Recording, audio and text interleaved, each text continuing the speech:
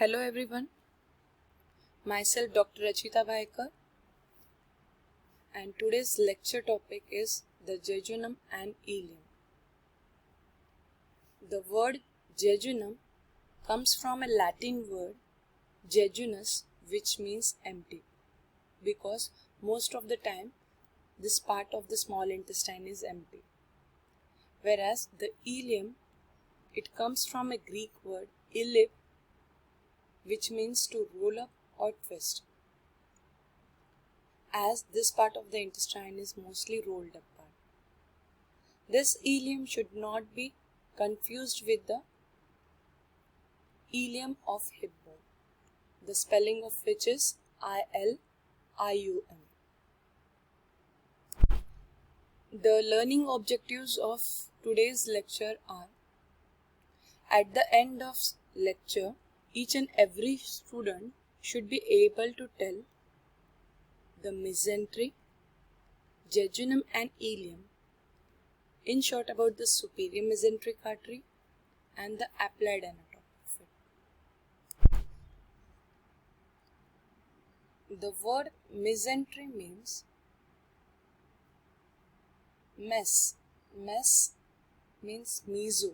Meso is a word used for in between, and entery is a word coming from enteron, which means small intestine. So something which is in between the small intestine and the posterior abdominal wall is called as the mesentery. So here in this diagram you can see this mesentery is a broad fan-shaped fold of peritoneum which suspends the jejunum and the ileum from the posterior abdominal wall. It conveys nutrition and innervation to the gut, as well as it is having a supportive action, and it is consisting of two layers from the greater side.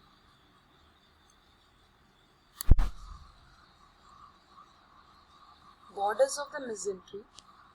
There are two borders of the mesentery. One which is towards the vertebral column is called as the vertebral border, also called as the attached border. The other border is called as this border, which is called as the intestinal border, also called as the free border. The free border, which is here, it is just looking like a frilled border, the frill, which is about 20 feet long, and it separates to enclose the jejunum as well as the ileum. In this also you can see this is the free border of the mesentery. Now the attached border, also called as the root of the mesentery, which is very small, about 6 inches in length, and it extends from left side of the L2 at the duodenojejunal flexure to the right sacroiliac joint at the ileocecal junction. The root of the mesentery is one of the favorite questions of all the examiners to be asked, and along with it they are going to ask you specially about the structures which are crossed by the root of the mesentery. So there are 7 structures which are crossed by the root of the mesentery. The mesentery is in this way, going from left side to the right side.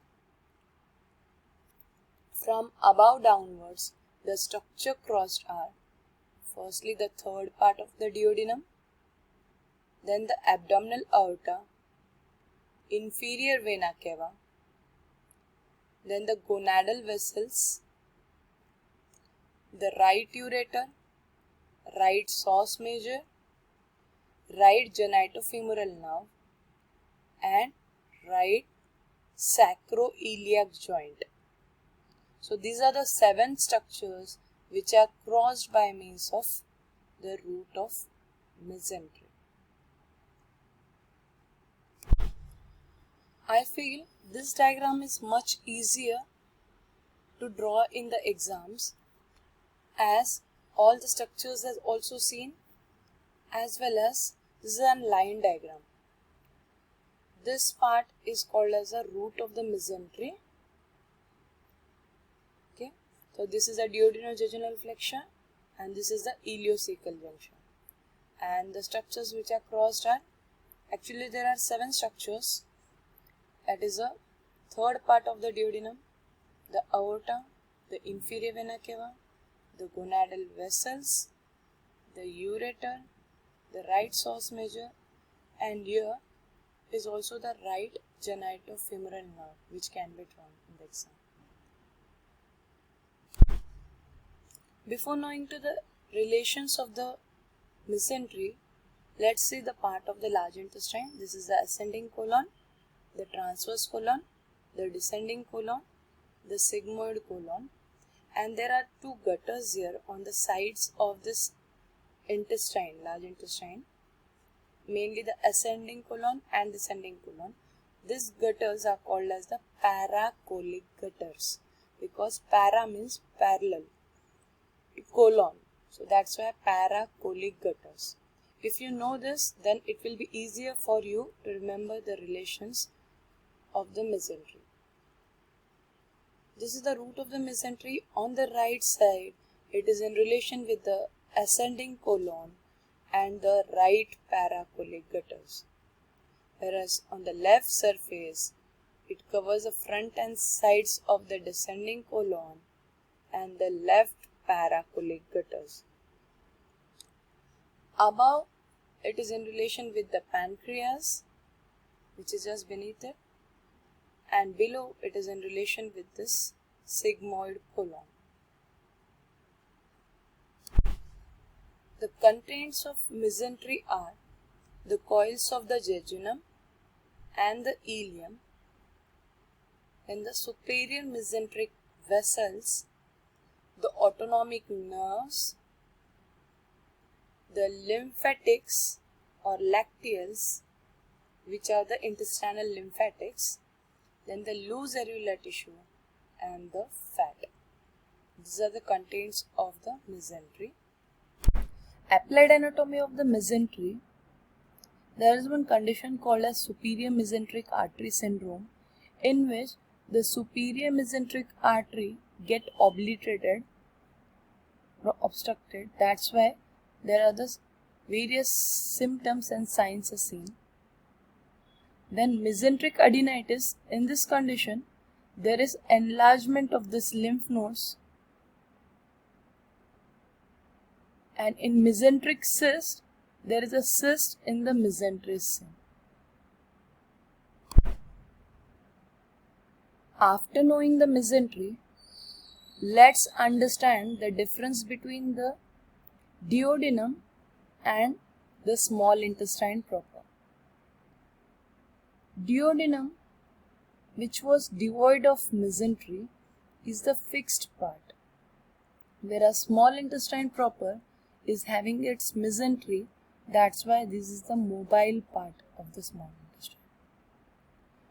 Duodenum is short in length, whereas small intestine proper is long in length, which is about 6 meters. Duodenum is supplied by 2 rows of vasa recta. What do you mean by vasa recta? Vasa meaning the vessel and recta meaning erect. The recta word comes from erect, means vessel which is erect or straight, we can say. So this duodenum is supplied by 2 rows of straight vessels, and the small intestine proper is supplied by the single row of vasa recta. Then in microanatomy, we have seen the duodenum is having abundant amount of Brunner's gland in its submucous coat, whereas the jejunum and ileum or small intestine proper, there is absence of the Brunner's gland. Small intestine proper, the jejunum and ileum, these are the main parts that is the jejunum as well as the ileum, which are the mobile part because of the mesentery.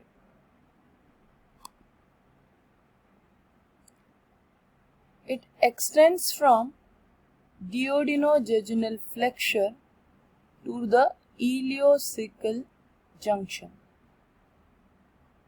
This jejunum and ileum is about 6 meters or 20 feet. If we have to divide again into jejunum and ileum separately, jejunum is 8 feet and the ileum is 12 feet. 2/5 of the small intestine can be removed surgically without any physiological disturbance.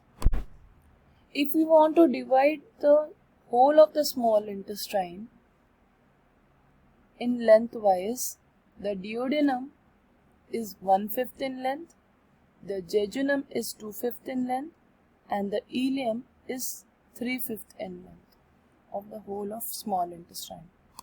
Now let's see the differences between the jejunum and ileum. Firstly, location wise, jejunum is in the upper part, whereas ileum is in the lower part of peritoneal cavity. Jejunum, the wall is wider, thicker, as well as it is reddish in color, whereas ileum, the wall is narrower and thinner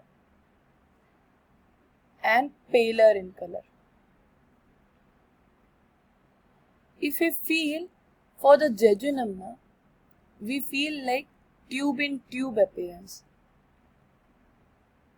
whereas the ileum, the feeling is of single tube. The double tube means the jejunum and this single tube like feeling is the ileum.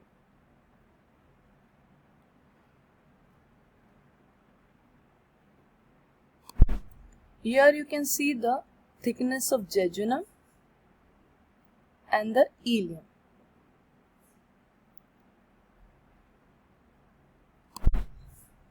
If we feel, the jejunum is like a velvet cloth, whereas the ileum is just like a silk cloth.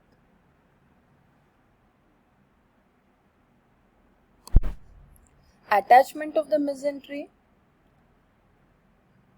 is to the posterior abdominal wall. To the left of aorta is the jejunum and to the right of the aorta is the ileum.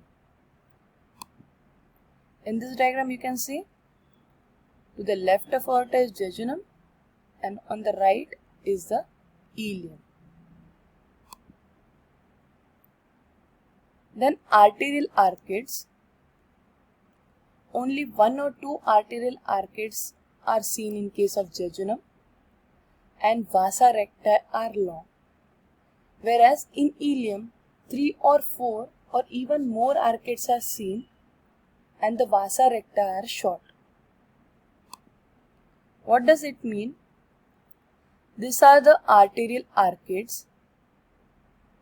In case of the jejunum, this is only one row or sometimes there can be one more row, that are the 2 rows of the arterial arcade, 1 row or the 2 rows of arterial arcades, and these are the straight vessels which are called as the vasa recti. So this vasa recti are longer in case of the jejunum and these are shorter in case of the ileum, and you can see here multiple layers of the arterial arcades are seen.